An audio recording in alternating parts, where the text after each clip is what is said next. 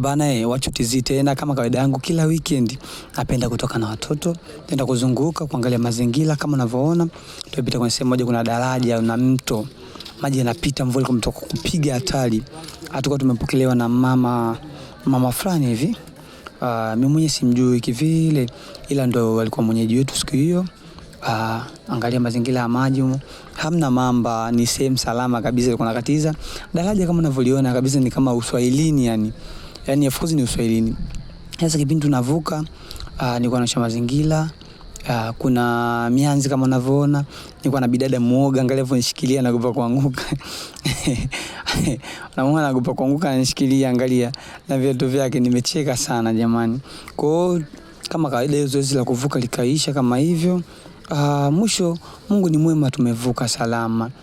Wengine wale kule wanatusubiria ng'ambo nini shaona, ila maji yalikuwa mengi sana kulingana na mvua zilivyonyesha. Angalia watoto wanavuka kama hivyo unaona. Muda huo nilikuwa nasubiria hapa wenzangu wengine wanavuka. Hivyo tu yani karibuni jamani, kila weekend tutoke pamoja tutembee.